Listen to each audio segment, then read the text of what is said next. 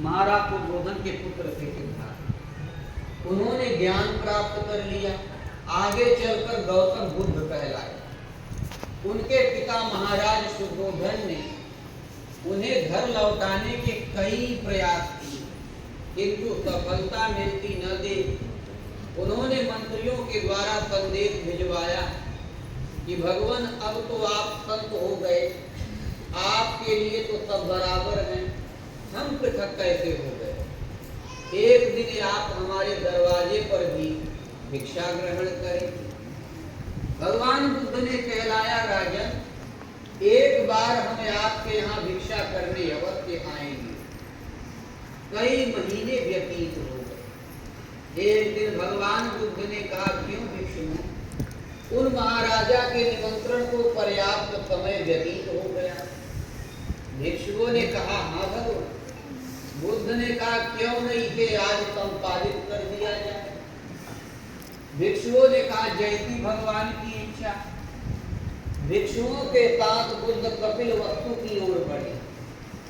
ज्यों ही उन्होंने राज्य की सीमा में प्रवेश किया, सीमा रक्षकों ने महाराज को दौड़कर बताया कि युवराज सीमा में प्रवेश कर चुके हैं। अब उस उद्यान में, अब उस गांव में है। नगर सजने लगा, महल सज गया, कई कई स्वागत द्वार बनाए गए, झंडियां बंध गई। 100-200 कुमारी कन्याएं मंगल कलश लेकर पंक्तिबद्ध खड़ी थी। स्वस्ति वाचन करते हुए आचार्यों से घिरे महाराज मुख्य द्वार पर मंत्रियों तथा श्रेष्ठ जनों के साथ उपस्थित थे। दोपहर हो चला था। भगवान बुद्ध राजमहल के समीप आ गए। मुख्य द्वार 150 मीटर दूर दिखाई दे रहा था। भगवान बुद्ध ने शिष्यों से कहा, क्यों, भिक्षा का समय तो हो गया भिक्षुओं। तो भिक्षुगण बोले, हाँ भगवान, समय तो हो गया है। बुद्ध ने कहा, तो भिक्षा कर लो। महाराज का निमंत्रण कोई आज का तो है नहीं, उसे कल भी पूरा किया जा सकता है। भिक्षु वृंद तत्काल गलियों में छिटक पड़ा।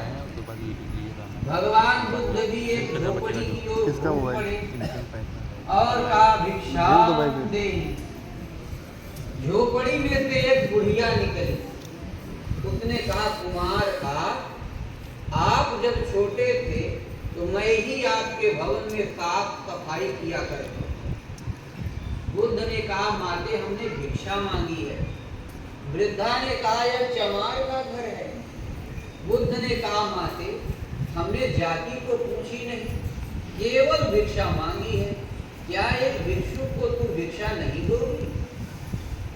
इतना सुनते ही बुढ़िया की आंखों में अश्रु छलक आए। कदाचित जीवन में पहली बार कोई उससे इतना प्रेम से बोला था। फिर उसके घर में जो भी कुछ रूखा सूखा था लाकर भिक्षा पात्र में डाल दिया। कहते हैं आलू डाल दिया, आलू भून लिए। बुद्ध उसमें से कुछ खाते हुए आगे बढ़े। यह दृश्य उनके पिता महाराज सुयोधन देख रहे थे। बड़ी झल्लाहट के साथ वह बोल उठे, यह सब क्या हो रहा है? भगवान बुद्ध ने बड़ी शांति से उत्तर दिया, राजन यह अपनी परंपरा का पालन हो रहा है। राजा ने कहा, कौन सा कुल? तुम्हारे कुल के तो हम हैं, हमारे घर में ऐसा तो कभी हुआ नहीं। बुद्ध ने कहा, राजन शरीर तो कहीं न कहीं जन्म लेता ही है। पिछले जन्म में कोई और ही हमारे माता पिता थे, कोई अन्य परिवार था। आज आप माता पिता हुए हैं और यह परिवार है। जब तक अंतिम संस्कार समाप्त नहीं हो जाता तब तक माता पिता कुल परिवारों का मिलना ही है। हम इस कुल के नहीं हैं, हम तथागत जीवन मुक्त महापुरुषों के कुल के हैं। राजन हमारे कुल की यही परंपरा है, अमीर गरीब सबसे भिक्षा लो, दुख सुख की अवस्थाओं का अध्ययन करो और वह जिस श्रेणी या जिस स्तर पर हो वहीं से उनका उत्थान करो, उनका मार्गदर्शन करो। संतों का स्वरूप भी यही है। ओम श्री सद्गुरुदेव भगवान की जय।